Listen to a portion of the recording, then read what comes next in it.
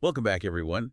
Ready to dive into James 3, 1 to 12. Always up for a good word study, especially one that's so often, well, misunderstood. Right, like taming the tongue sermons, we've all heard them. More than a few, yeah. But we wanted to go deeper, see how other pastors are tackling this, for sermons that really hit home. Absolutely. Move past the platitudes and find those nuggets that resonate. Exactly. So we dug into like a ton of sermons and notes. And let me tell you, some pastors got really creative. Oh, I bet. It's a passage ripe for illustration. For sure. Okay, so first up, Kingdom Church. They framed the whole thing like a superpower. A superpower. That's a new one. Right. They talked about how words, just like, superhero powers, can be used for good or bad. I like where this is going. Did they bring in any pop culture references? Oh, totally. They even showed clips from superhero movies, yeah. to illustrate the point. Very clever, using familiar narratives to connect with the audience. And it wasn't just about avoiding harmful words.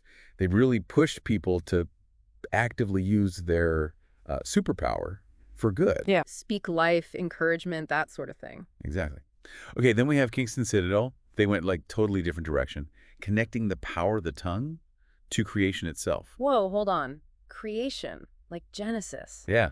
They talked about how God spoke everything into being and how our words have this like echo of that creative power. Wow. So it's not just about watching what we say, but recognizing the inherent power in our words. Right. They even said, since we're made in God's image, our speech should reflect that. So using words to build and encourage like God did in Genesis. Exactly. And they got really practical too, like, blessing your family, encouraging someone who's struggling. Making it tangible. Love it. Okay, so another theme that kept popping up, the tongue as a test of faith. Ooh, interesting angle. How did they unpack that one? Well, Changed by Grace talked about how our words reveal our hearts. Like anyone can say they believe something, but... But do your words back it up? Exactly. Yeah. And Hashem Baptist Church brought in that passage from Luke about, a tree and his fruit. Ah, yes. You'll know them by their fruits. So genuine faith will naturally produce good fruit, including the words we speak. So it's not just about taming the tongue externally, but cultivating that inner transformation. Right. Going to come from the heart.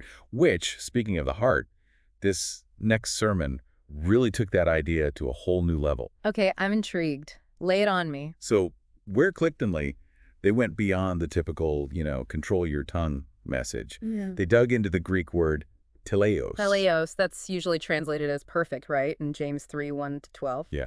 And most people take that as, like, be perfect in your speech. Yeah. But the pastor pointed out that Teleios can also mean completeness or maturity.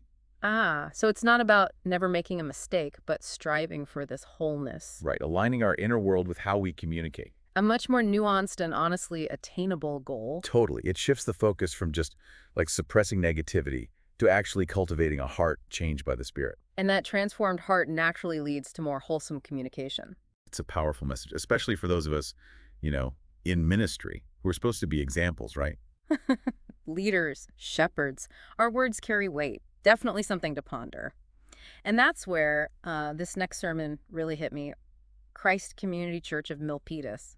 They framed this whole battle for the tongue as spiritual warfare. Spiritual warfare. Oh, whoa. Okay. How'd they approach that? So they talked about, how our words can be driven by the flesh or the spirit. Flesh-driven speech, it's all that self-promotion, gossip. Yeah, negativity, all that. Right, stuff that tears others down, feeds our ego.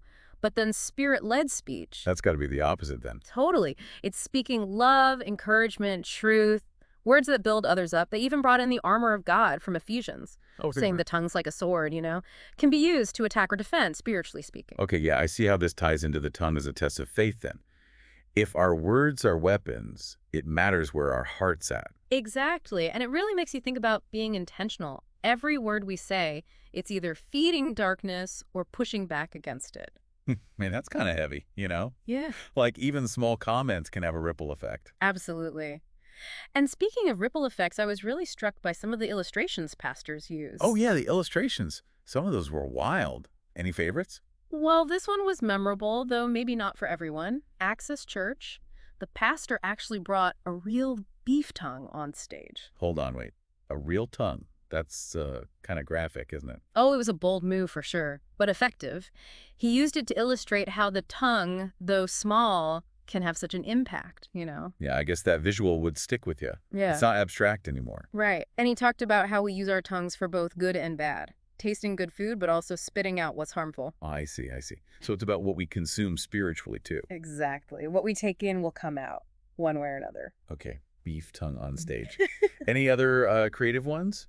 Lots of pastors use pop culture, which is always great. Ex-church use the Cleveland Cavaliers comeback, in the NBA Finals. Ah, yeah. The power of words to inspire, right? I bet the crowd loved that. Oh, yeah. But it's not just about entertainment. It's about using those stories to make the passage come alive. Right, to connect with people where they're at. Exactly. Like CBC Marietta used a clip from Home Alone, Kevin's brother saying those awful things to him. Oh, man. Yeah, that scene. Brutal. It is. And the pastor used it to show the lasting impact of hurtful words, even if they're said thoughtlessly. Oof, yeah. I bet that resonated with a lot of people. We've all been there, on one side or the other. It's universal. That's what makes those illustrations work, like what Christ Community Church of Milpitas did with ChatGPT. ChatGPT. Okay, now that's interesting. AI in a sermon. Got to hear about this. So the pastor fed ChatGPT a bunch of political speeches, news articles, Asked it to analyze the language. Yep. And the results were pretty grim. Overwhelming negativity, hostility, division really highlighted how our words can create such a toxic environment. Especially in politics these days. I bet he tied that back to James's warning about the tongue being a fire. He did. Said it's like creating a hell on earth with our words if we're not careful. Chilling stuff. But it also means we can choose to speak life, hope, unity. And that choice, I think, is at the heart of what James is saying. It's not just taming the tongue, but aligning our hearts with God. Letting his love flow out through our words. It's like, actions speak louder than words. But James is saying, no, no, no. Look at your words. Yeah, they're a real indicator, aren't they? Like, a lot of pastors picked up on that. Changed by Grace, they talked about how the tongue can either direct or destroy. And they went through all these biblical examples, right? Where words caused harm, like the serpent in the garden. Oh, yeah. Classic example. Or the gossip about Joseph from his brothers. Right, right. Crazy how much damage words can do. It's a small part of the body, but man. Huge consequences. Absolutely. And changed by grace, they pointed out, it's not always those big outbursts either. It's the little stuff too, huh? Yeah, even careless words. Like where Tecton shared this story, a friend in preaching class made a comment offhand kind of thing. And it stuck with them. Oh, yeah. Created years of self-doubt just from that one remark. Sobering, right? Really makes you think, okay, so we got to be careful what we say. But James takes it further, doesn't he? He does. It's not enough to just avoid certain words. It's that deeper level. Like the why behind what we say. Exactly. Is it coming from love or pride? Are we building up or tearing down? Man, that's tough. Got to be checking ourselves constantly. We do. And that's where we need the Holy Spirit, right? Can't do this on our own. So true. But you know what else struck me? This idea that our words can actually shape our future. Oh, how so?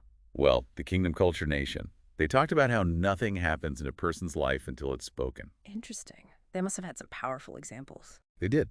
Like, they mentioned Martin Luther King Jr. Reportedly, he predicted his own assassination. Wow, that's heavy.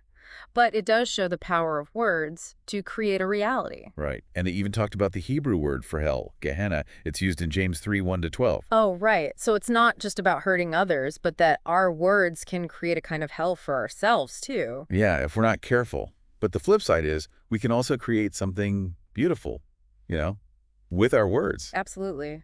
Life-giving, encouraging. It's all about that choice, huh? Like we talked about before.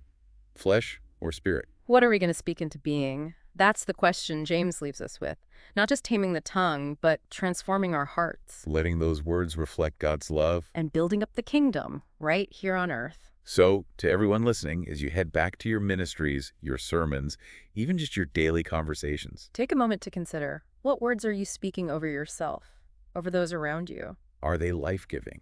Are they pointing people towards hope? Because every word, it's a seed. And we've got to be mindful of what we're planting. That's a great way to put it.